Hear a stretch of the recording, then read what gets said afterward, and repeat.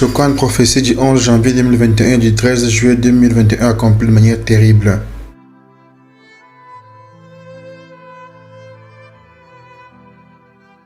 Un conflit territorial important entre la Russie et l'Ukraine. Voici comment ça a commencé. Maintenant, je peux annoncer qu'il y a une guerre critique, une guerre historique qui arrive sur la Terre. Une guerre historique arrive sur la Terre.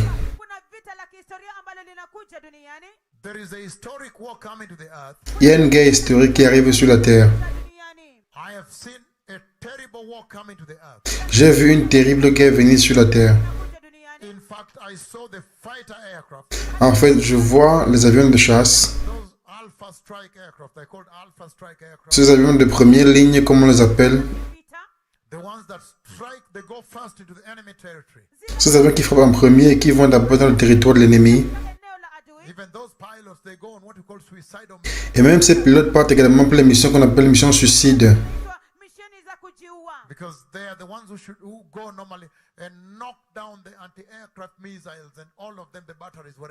Parce que ce sont eux qui normalement vont frapper les missiles anti-aériens, les batteries, ou qu'ils soient pour les désarmer.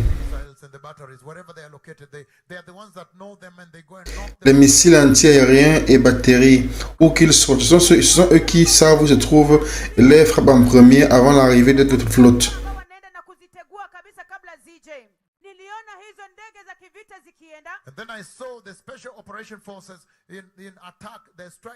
Et puis, j'ai vu les forces spéciales des opérations d'attaque, aussi les hélicoptères. Et j'ai vu des gens être parachutés. Et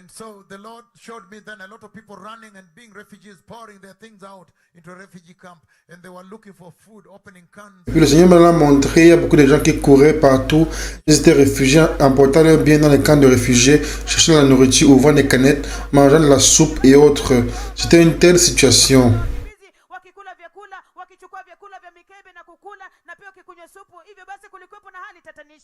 And so I saw them in such a terrible place in the open, refugees of that war. There was lack of food, there was a lot of smoke and bombing. Et donc, je les ai vus dans un endroit terrible à l'extérieur. Les réfugiés de cette guerre, il y avait un manque de nourriture, il y avait beaucoup de fumée, des bombardements et des morts.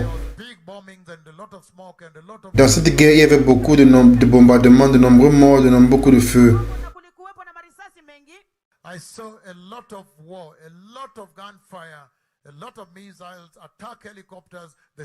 J'ai vu beaucoup de guerres, beaucoup d'échanges de tirs, beaucoup de missiles, des hélicoptères d'attaque, des avions de chasse, c'était incroyable.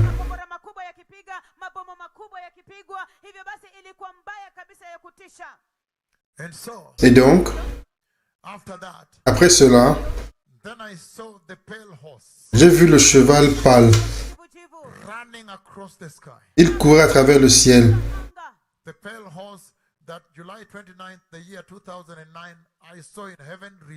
Le cheval pâle que le 29 juillet 2009, j'ai vu libérer du ciel.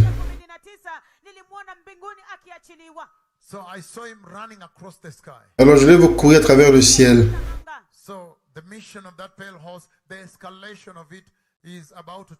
Dans la mission de ce cheval pâle, son escalade est sur le point de se produire.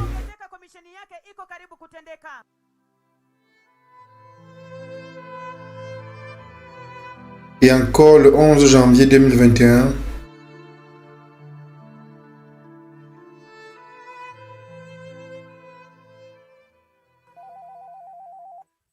le Seigneur a parlé avec moi. Je vois un conflit à la frontière. Je vois un conflit territorial. Je vois venir un conflit territorial. Un conflit territorial, un pays qui essaie d'annexer une partie de notre pays. Et il disait... Non, parce que ces gens-ci parlent notre langue. Les gens de cette zone-ci parlent notre langue. Les gens de cette zone-ci, vous savez, ils parlent comme nous. Ils parlent notre langue. Donc, je vois venir un conflit territorial.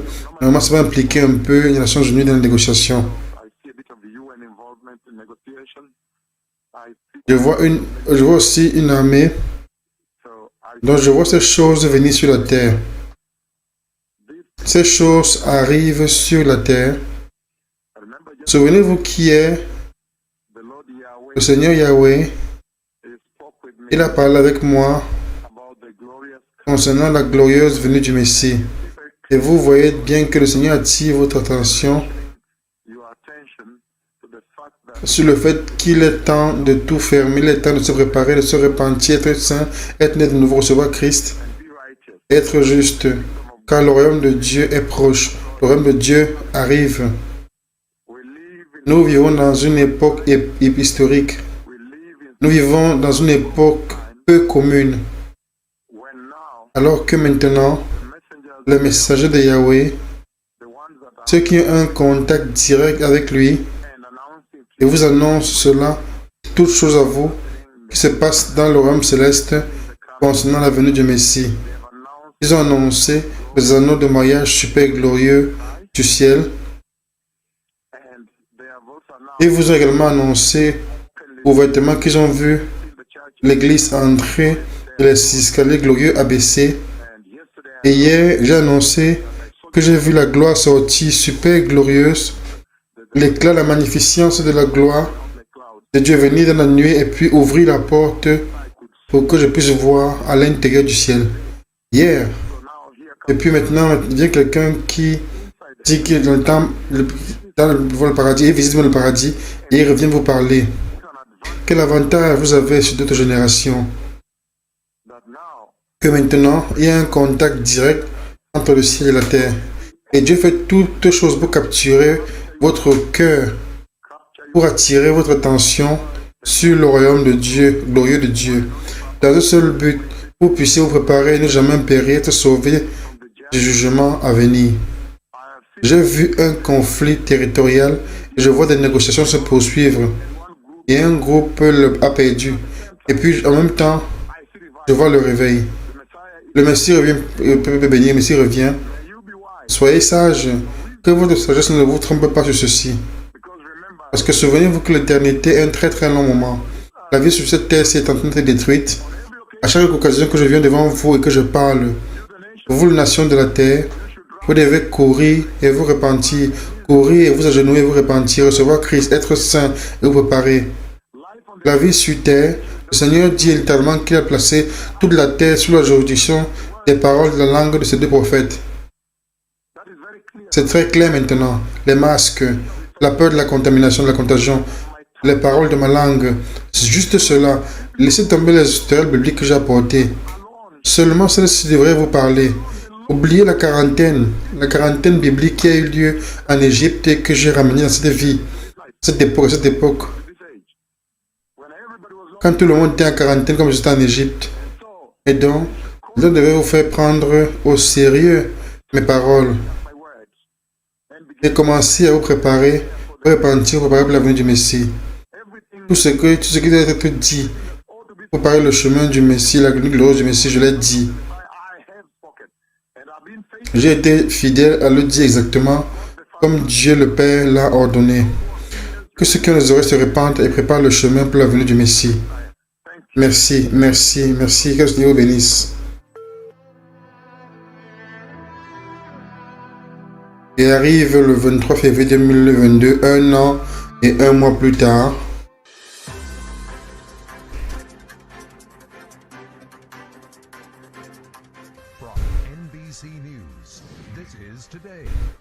Le président russe Vladimir Poutine a reconnu du jour au lendemain deux nouveaux pays, tous les deux faisant partie de l'Ukraine, et il a envoyé des chars et l'armée pour les récupérer.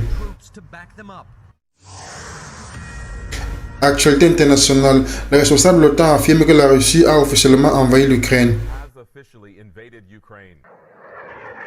La vidéo montre clairement des missiles de croisière russes enregistrés depuis le sol par des citoyens russes et ukrainiens.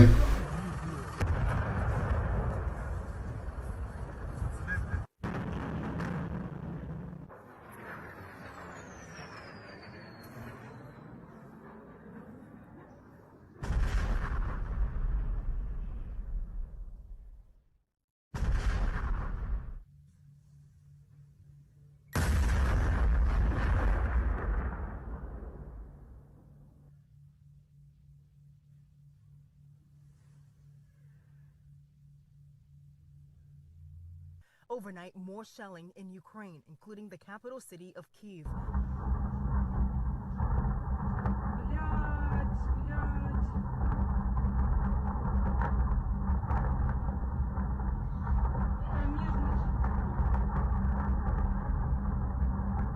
Что по телеге Киев. The Russian military L'armée russe a lancé plus de 100 missiles de croisière sur l'Ukraine hier soir. Ils ont également assiégé un aéroport situé à 20 miles de la capitale de l'Ukraine, Kiev. A lot of me. Beaucoup de missiles, hélicoptères de combat, avions de chasse. C'était incroyable.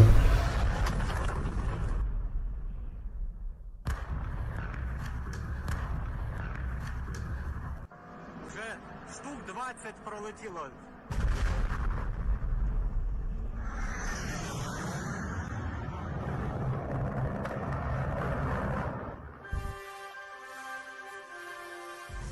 It started. Ça a commencé avant l'aube et de nombreuses explosions autour de la capitale de l'Ukraine. It was a C'était la même chose dans tout le pays. Les images dans l'est de l'Ukraine, enormous Y- blast. Also in the city. y compris Ракета летит на Васильков. Очень много ракет.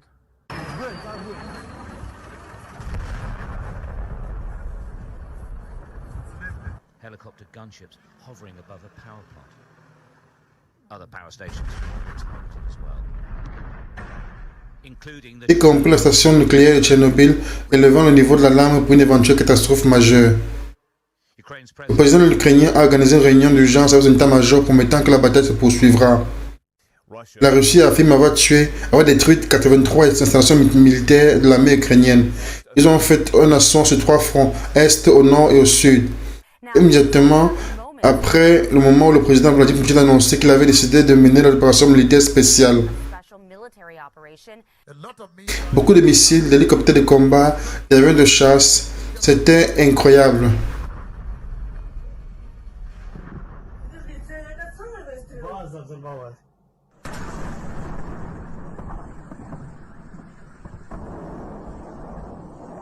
Одесса промышленная. Только что склады. Обычный промышленный объект. Ракета одна за одной. Одна за одной ракеты с Приднестровья по Украине.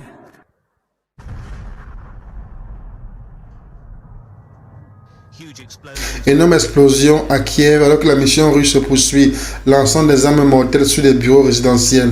Buildings below. L'armée russe a bombardé des usines pétrolières et gazières avec d'énormes explosions le 4e jour de l'invasion de l'Ukraine. Il tente de prendre le contrôle d'une base aérienne à 40 km à sud-ouest de Kiev. Un dépôt pétrolier y est en feu après avoir été touché par un missile russe. An oil depot there is on fire after being hit by a Russian missile. Columns. Colonne de chats entrant dans la ville. City. And Une vidéo horrible, un chat qui écrase une voiture. rushing a car. It's emerging on Ces images montrent des hélicoptères qui volent à l'est du pays et les médias en Ukraine confirment qu'ils appartiennent à l'armée russe. media reporting that they belong to Russia.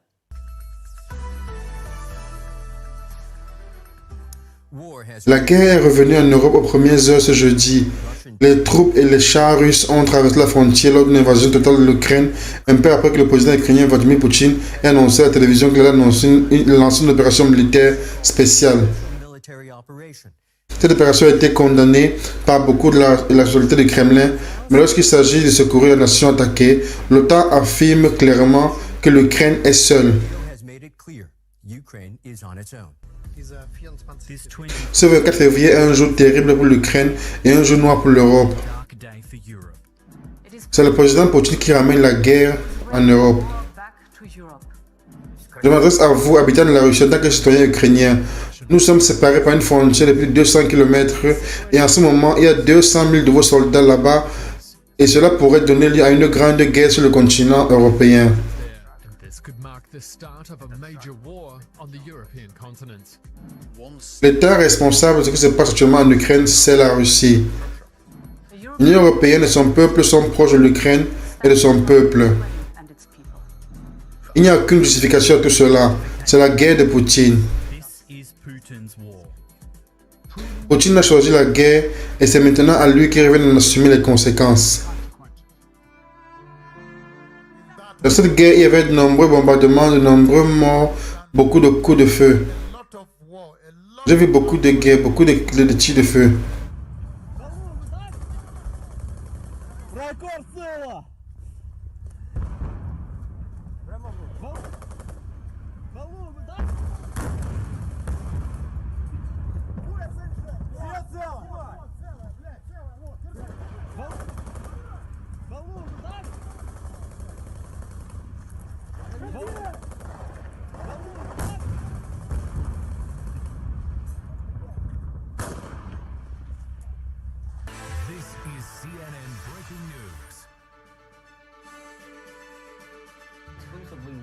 Vous avez été témoin de l'affrontement aujourd'hui dans une zone extérieure de Kiev.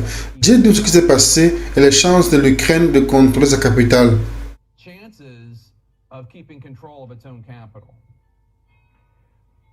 C'était surprenant et inattendu aussi parce que nous allions à l'aéroport près de la capitale. Nous savons qu'il y a eu des combats là-bas. Nous avons compris que c'était sur cet aéroport que les troupes russes sont descendues des hélicoptères. On y est allé et il y a eu un contrôle à l'entrée. On se disait que c'était les Ukrainiens qui ont pris le contrôle après des combats acharnés. Nous avions parlé aux soldats, nous avons demandé mais qui est en contrôle en ce moment-ci. Le commandant a répondu qu'il s'agit d'une zone sous contrôle russe. Et c'est là que nous avons réalisé que nous avions pris contact avec ce groupe étranger des forces spéciales russes qui étaient arrivées sur cette base quelques heures avant et qui maintenant fait face à une contre-offensive des militaires ukrainiens. Et en ce moment, nous nous sommes écartés et nous avons enregistré ces images suivantes.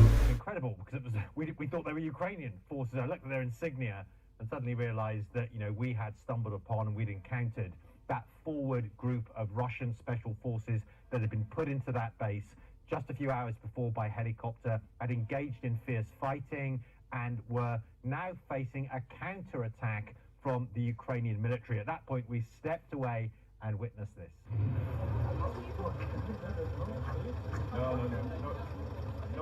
C'est un témoin de CNN qui témoigne des affrontements intenses à l'aéroport à l'extérieur de Kiev. Un porte-parole de la CNN, un journaliste.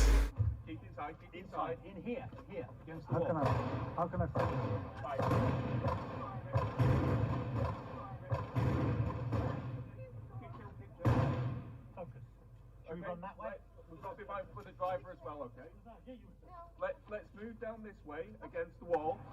I need to check my feet. It's okay, keep going. Dans cette guerre, il y a eu beaucoup de bombardements et beaucoup de fumée.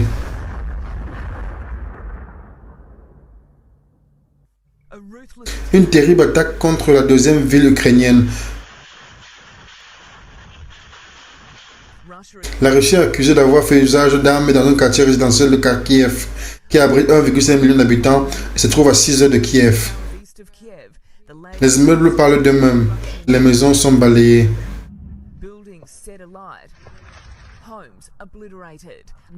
Les missiles trouvés en pleine ville près des aires de jeu ou dans la cuisine dans un complexe d'un appartement résidentiel.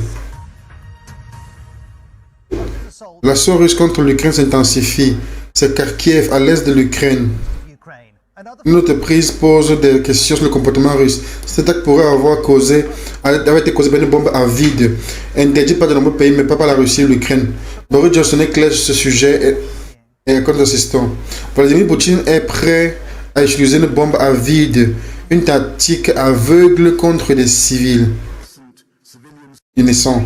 L'Ukraine accuse la Russie d'utiliser les bombes thermobariques, également appelées bombes à vide. Les bombes à vide expirent l'oxygène de l'air pour produire une explosion plus à haute température qui peut pulvériser le corps humain. L'explosion crée pas des bombes durent plus longtemps que les bombes normales. D'autres attaques russes incluent celle-ci. L'Ukraine affirme la mort de 67 soldats et rapporte ceci. Ils ont utilisé aujourd'hui une bombe à vide qui est actuellement interdite par les conventions de Genève. Les bombes à vide donnent naissance à une boule de feu qui aspire l'oxygène environnant. Ce sont des armes thermobariques dont l'utilisation est condamné par la communauté internationale. Maintenant, la ville est encerclée et la maintenir assiégée est un crime de guerre. Même si un crime de guerre a été commis, la justice est loin et pourrait, juste un long chemin et pourrait être révisée par la Cour pénale internationale de la Haye. Son procureur en chef déclare qu'il existe des motifs raisonnables de croire que les crimes de guerre et les crimes contre l'humanité ont été commis en Ukraine. Notre objectif est de protéger la Fédération de Russie des menaces militaires des États occidentaux qui tentent d'utiliser l'Ukraine comme pour combattre contre notre pays. Je voudrais souligner que nous n'avons touché que des cibles militaires avec des armes de haute précision. L'Ukraine utilise des citoyens comme boucliers humains. Au cours du week-end, le président Poutine a révélé que le système de défense nucléaire en alerte maximale la première fois en 50 ans et en affirmant que les pays de la NATO l'OTAN faisait des annonces agressives contre la Russie. Le week-end dernier, la famille du président Poutine a été évacuée vers un bunker spécial préparé en cas de guerre. Ce bunker est situé dans les montagnes de l'Aïe. En fait, ce n'est pas un bunker, mais une ville souterraine aménagée par des technologies et des scientifiques et puis des sciences plus avancées. J'espère que vous comprenez que le président envoie sa famille dans ce bunker. Poutine cache sa famille dans un bunker souterrain. L'article écrit Poutine cache sa famille dans un bunker souterrain. Guerre entre la Russie et l'Ukraine. La famille de Poutine est cachée dans un bunker nucléaire, dit le professeur russe. Dans cette guerre, il y avait beaucoup de bombardements, beaucoup de fumée et beaucoup d'échanges de feu, beaucoup de guerres, beaucoup de coups de feu et beaucoup de missiles, d'hélicoptères de combat, des avions de combat. C'était incroyable.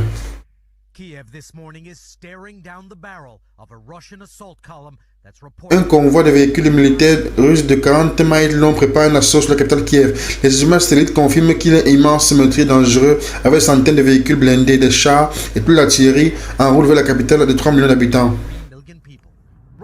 La Russie semble changer de stratégie jusqu'à présent. La Russie a utilisé des attaques de petits groupes avec des incursions dans les villes que les militaires ukrainiens ont repoussées avec habileté et endurance. Un état de siège de la Russie est en cours. Cela se produit déjà à l'extérieur de Kiev. Les forces russes attaquent Mariupol dans le sud, qui abrite un demi-million de personnes avec des conséquences tragiques. Les images satellites montrent un convoi militaire russe approchant de Kiev à le nord. La tête du convoi est à moins de 20 miles de la capitale. Ce sont des images troublantes ce matin qui indiquent la force de la mer russe. Ces images montrent ce que nous pensions être une division de la mer longue de quelques kilomètres, mais en fait elle est longue plus de 400 miles.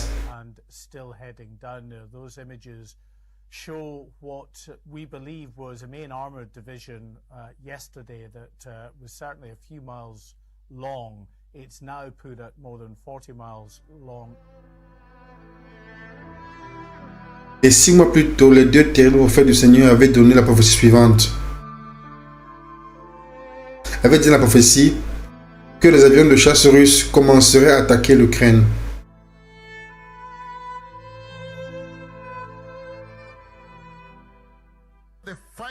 Avions de chasse. Ce sont des avions de chasse de première ligne, comme on les appelle. Ce sont ceux qui frappent, ils vont en premier sur le territoire ennemi. Même ces pilotes, ils font ce qu'on appelle des missions suicides.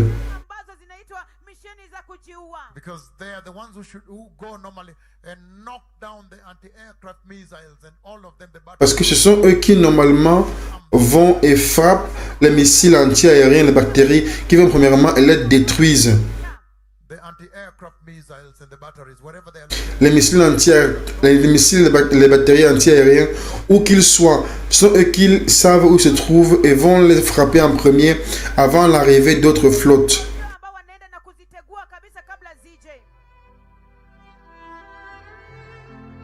Et arrive le 22 février.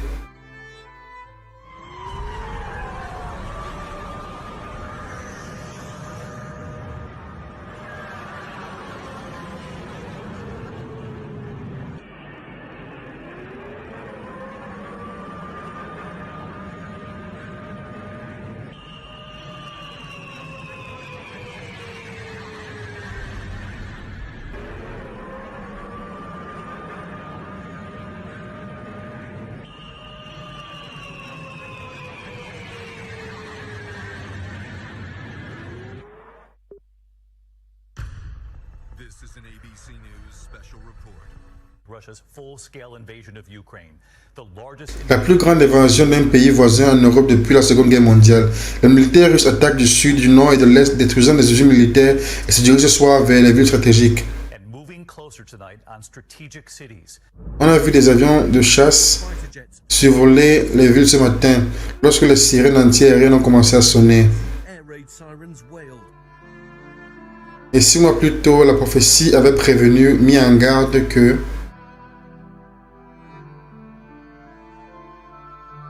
les forces spéciales russes allaient attaquer à l'aide de nombreux hélicoptères de combat.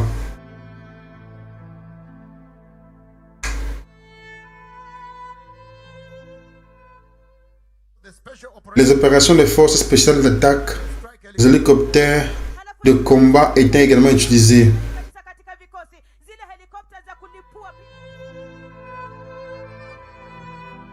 Il arrive février 2022. De nombreux hélicoptères de combat russes traversent la frontière ukrainienne.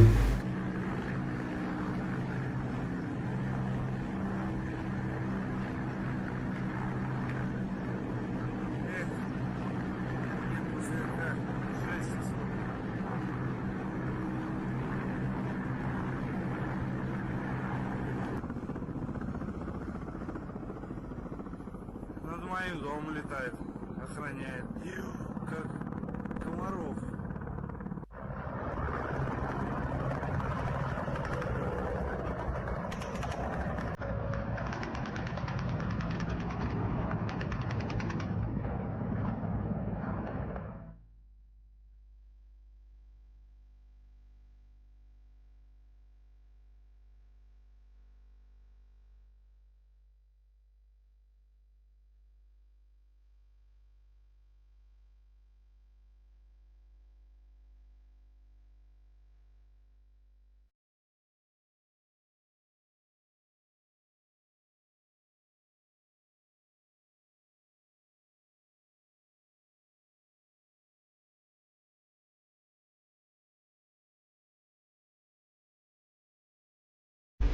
Et 1 an et 1 mois plus tôt, la prophétie avait mis en garde que la Russie réclamerait le conflit avec l'Ukraine parce qu'ils ont un style de vie similaire et qu'ils parlent la même langue.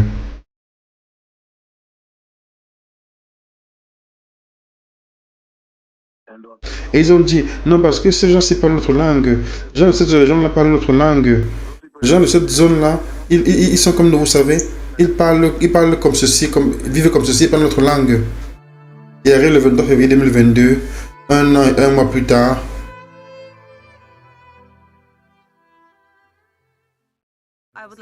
Je voudrais souligner à nouveau que l'Ukraine n'est pas seulement un pays voisin du nôtre.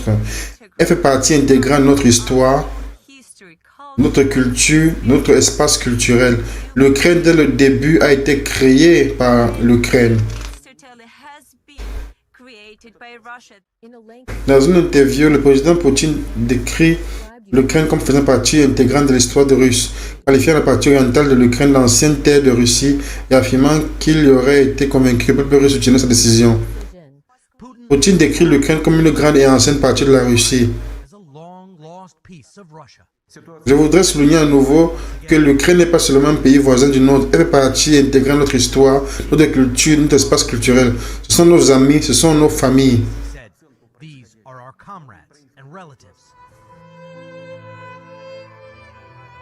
Et les prophètes les plus puissants du Seigneur ont ordonné aux Nations Unies de se réunir. Il y a un conflit frontalier qui approche, je vois l'implication des Nations Unies. Et avec ces mots, les deux plus puissants prophètes du Seigneur ont invité les Nations Unies à se réunir.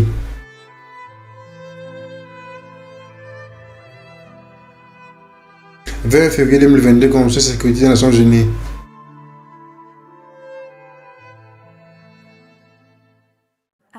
Une réunion d'urgence convoquée à la demande de Kiev.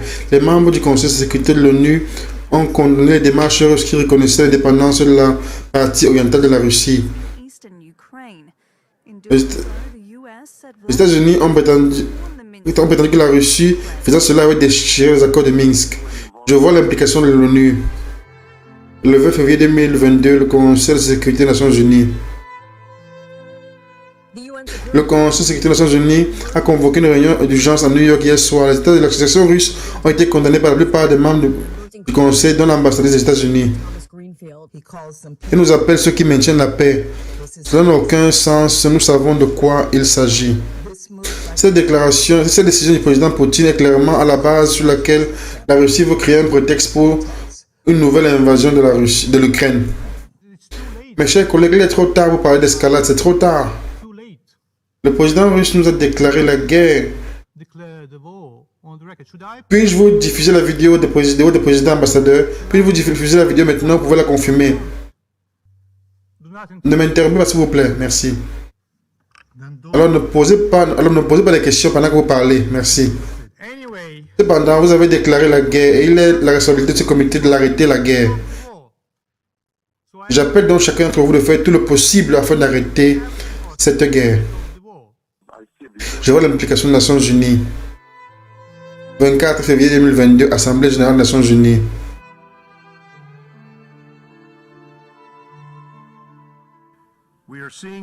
On voit une présence importante de troupes, de missiles, d'artillerie, d'avions de combat depuis 1945.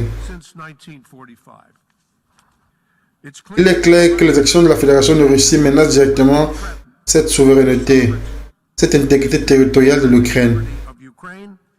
Nous avons chacun l'obligation de garantir l'intégrité territoriale des États, d'autres États, s'opposer à l'invasion et insister afin de mettre en place des solutions pacifiques au conflit. Les actions de la Russie sont en violation des lois internationales et de la souveraineté de l'Ukraine et de son intégrité territoriale, en contradiction avec les accords de l'accord de Minsk. Une contradiction avec l'accord de Minsk. L'agression de la Russie menace non seulement toute l'Ukraine, mais tous les États membres et même les Nations Unies. Malheureusement, la fausse réalité que la Russie veut créer a déjà de réelles conséquences pour le peuple ukrainien et pour le monde entier. Aujourd'hui, la guerre russe dans l'est de l'Ukraine a déjà tué plus de 14 000 personnes. Environ 3 millions d'Ukrainiens, dont la moitié sont des personnes âgées et des enfants, ont besoin de nourriture, d'un abri et d'autres types d'assistance. Et bien sûr, les Russes ordinaires devraient se demander combien de vies Poutine est prêt à sacrifier pour nourrir son ambition. Si la Russie continue sur cette voie, cela pourrait créer une nouvelle crise humanitaire de réfugiés, l'une des plus importantes au monde aujourd'hui, avec 5 millions de personnes déplacées par le choix de la guerre de la Russie faisant pression sur les pays voisins de l'Ukraine. Ce que nous pouvons faire ensemble aujourd'hui, c'est de le dire clairement, que la Russie paiera un prix très élevé si cette agression continue. Je vois l'implication des Nations Unies. 26 février 2022, le Conseil de sécurité des Nations Unies.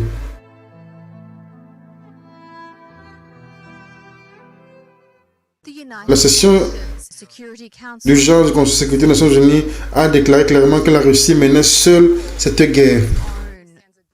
La Russie est isolée et n'a aucun soutien pour l'invasion de l'Ukraine. Le président Poutine a largué des bombes à Kiev pour obliger les familles à risquer leur vie à trouver refuge dans des stations de métro souterraines. Mais la Russie n'a pas accepté la demande de retrait des troupes. Maintenant, la mesure sera discutée par les 193 pays membres de l'Assemblée générale où une simple majorité va sûrement être passée. Je vois l'implication des Nations Unies. 28 février 2022, Assemblée générale des Nations Unies.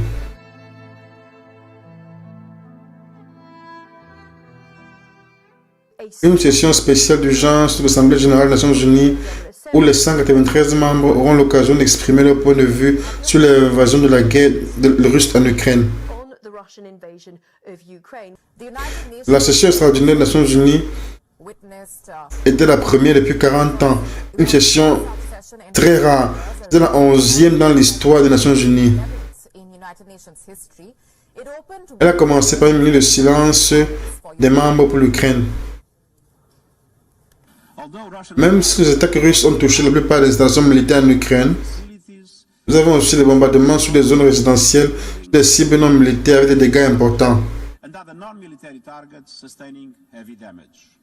Cette escalade de violence entraîne la mort de civils, dont des enfants, est totalement inacceptable. Trop, c'est trop. L'ambassadeur d'Ukraine accuse la Russie de la mort de centaines d'Ukrainiens. L'ambassadeur a ajouté que la Russie avait lancé une offensive alors que les négociations étaient encore en cours.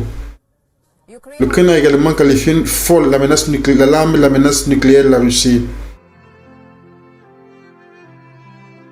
1er mars 2022, Conseil des droits de l'homme des Nations Unies.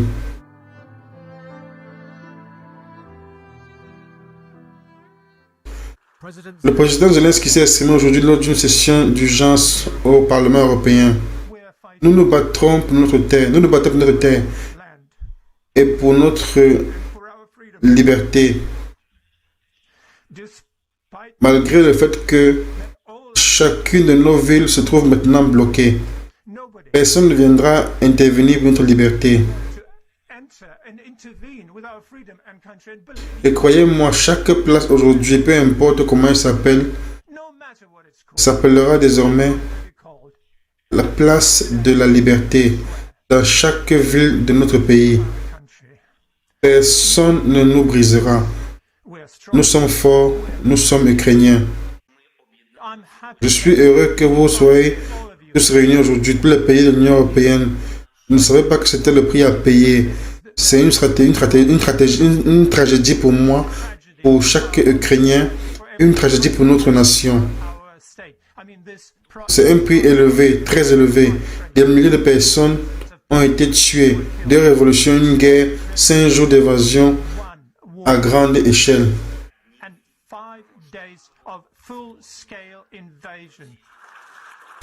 Il a ensuite reçu une ovation. Comparez cette réponse à celle-ci.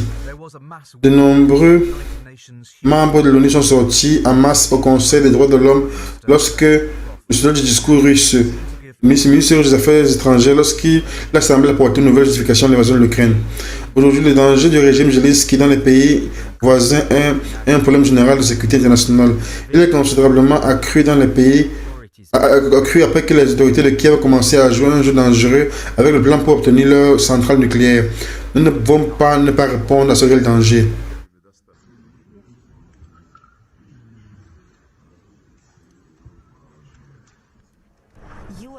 L'ONU doit prendre une décision ferme pour défendre son principe. Car ce que la Russie a fait à l'Ukraine est une attaque contre les fondements de notre coopération, une attaque contre l'ensemble des 192 pays, sauf la Russie.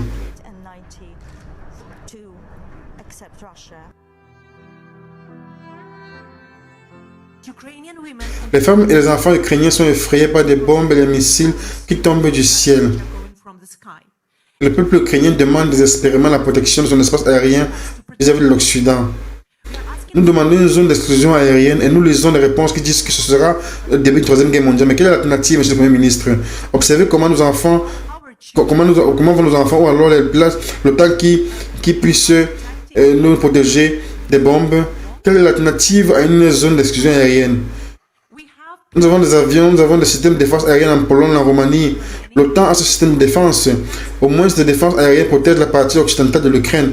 L'OTAN n'est pas prête à défendre car l'OTAN a peur de la Troisième Guerre mondiale. Elle a déjà commencé. Ce sont les Ukrainiens qui sont là, qui prennent des bombes. Pour parler de plus de sanctions, monsieur le Premier ministre, mais Roman Abramovich n'est pas sanctionné.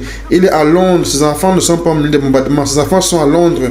Les enfants de Poutine sont aux Pays-Bas, en Allemagne, dans des résidences. Pourquoi ces résidences ne sont pas saisies? Je ne vois pas cela. Je vois les membres de ma famille, les membres de mon équipe disent qu'ils pleurent, ils ont peur. On ne sait plus où nous réfugier. C'est ce qui se passe, Premier ministre.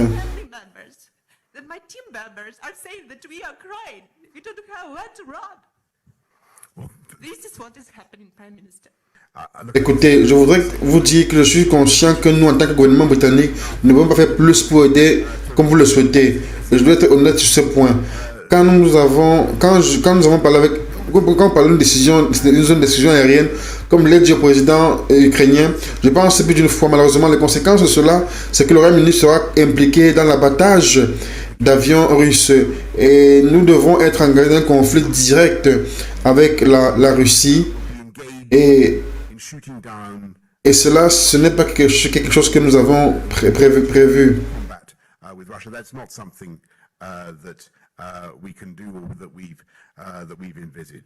Et je crois que les conséquences de cela seront difficiles à contrôler.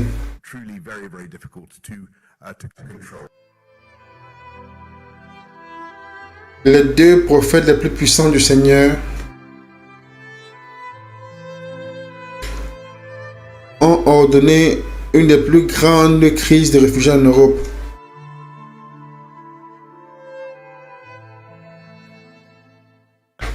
Et puis le Seigneur m'a montré beaucoup de personnes qui couraient partout, les réfugiés qui emportaient leurs biens dans les camps de réfugiés, cherchaient la nourriture, ouvrant les canettes, mangeant de la soupe et autre chose. C'était une telle situation. Des centaines de milliers d'Ukrainiens fuient alors que la Russie continue d'attaquer le pays. Les réfugiés se sont déplacés vers les pays voisins à la frontière occidentale. Après des heures de voyage, il y a de longues files d'attente et de l'incertitude. L'ONU met en garde ce soir contre un exode massif d'Ukraine. Les Nations Unies estiment environ 700 000 personnes ont fui vers les pays voisins. La plupart sont des femmes et des enfants, et ce nombre pourrait atteindre des millions. Plus d'un demi-million de personnes ont déjà traversé la frontière vers les pays voisins, et les Nations Unies affirment que cette crise pourrait porter le nombre à 4 millions de personnes dans les prochains jours. La Pologne s'attend à environ 1 million de réfugiés ukrainiens cherchent refuge dans le pays après l'invasion russe. Nous avons commencé à voir cela à l'aube ce matin. Les files de voitures sur l'autoroute des grandes villes ukrainiennes comme Kiev allant vers les pays voisins comme la Pologne, la Roumanie, la Moldavie. Tout cela après l'intense bombardement durant la nuit.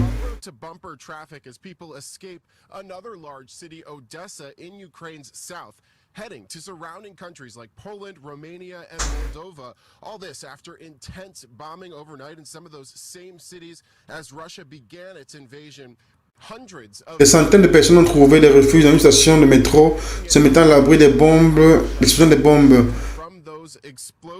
La Croix-Rouge et l'Agence des Nations Unies pour les réfugiés ont annoncé qu'elles sont prêtes à aider les personnes qui sont à fuir.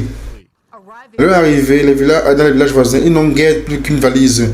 En Roumanie et en Moldavie, ils ont conçu des tentes. Les femmes et les enfants enfin sauvés, avec des plats chauds leur servis, un endroit où rester. Mais la vague de réfugiés continue d'arriver. Et une immense bonté, des centaines de bénévoles servent des soupes et du riz et un logement. Plusieurs organisations affirment que des milliers de personnes ont traversé la frontière vers la Roumanie et la Moldavie. Regardez ces photos, les gens arrivent là où ils peuvent et repartent en bus, en train ou en voiture.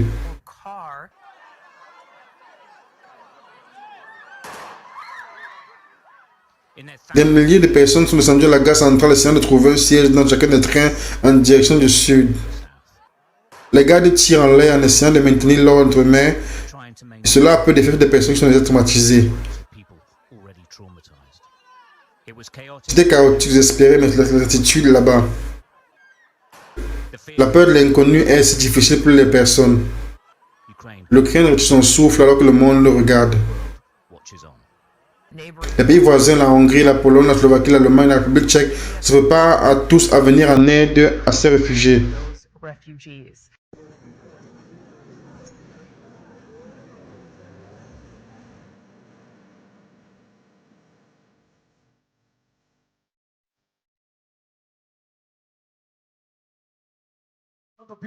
Beaucoup de personnes couraient, il y avait des réfugiés qui amenaient leurs affaires dans les camps de réfugiés, cherchant la nourriture, ouvrant les canettes, mangeant de la soupe et tout ça. C'était une telle situation. Ils cherchaient de la nourriture, ouvrant les canettes, mangeant de la soupe et tout. C'était une telle situation.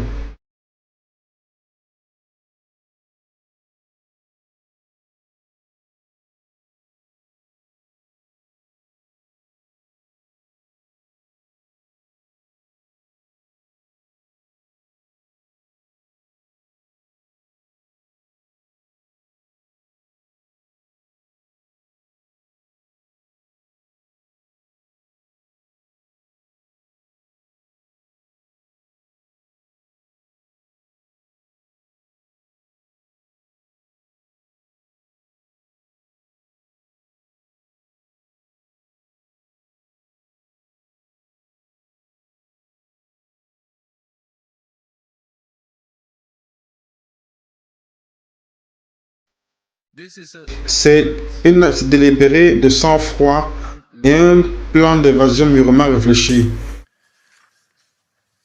Malgré ces mensonges, ces démentis, ces désinformations, les intentions du Kremlin sont claires pour tout le monde.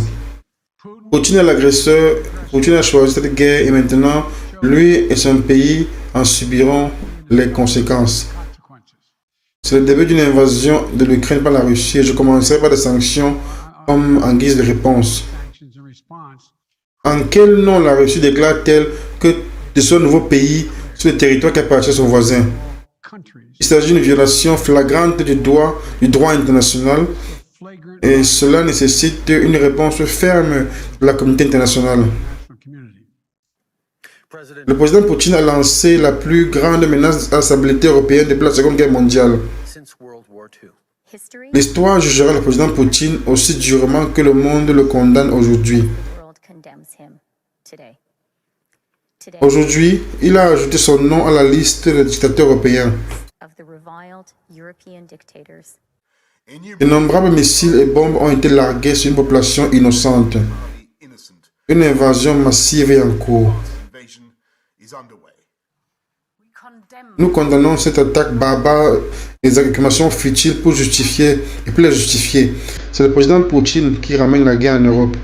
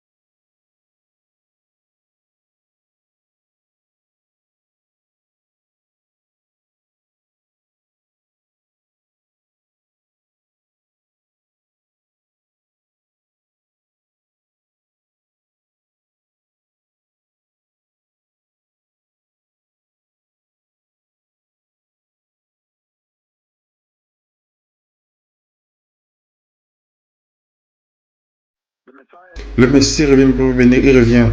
Soyez sages, que votre sagesse ne vous trompe pas sur ceci. Parce que souvenez-vous que l'éternité est un très très long moment. La vie sur cette terre est en train d'être détruite. À chaque occasion, lorsque je viens devant vous et que je vous parle, vous les nations de la terre, vous devez vous courir et vous repentir, courir et vous agenouiller et repentir, recevoir Christ, être saint et recevoir et vous préparer. La vie sur terre, le Seigneur a littéralement placé là toute la juridiction sur la terre, sur les paroles de ces deux prophètes, la langue de ces deux prophètes. C'est très clair maintenant. Je vais vous inciter à prendre mes paroles au sérieux et commencer à repentir et vous préparer pour la venue du Messie. Tout ce qui doit être dit pour préparer la venue du Messie glorieuse, je l'ai dit. J'ai été fidèle à dire exactement comme Dieu le Père l'a ordonné. Que ceux qui ont les oreilles se répandent, préparent le chemin pour la venue du Messie. Merci, merci, que le Seigneur vous bénisse. Que les nations se répandent. Préparez le chemin. Le Messie revient.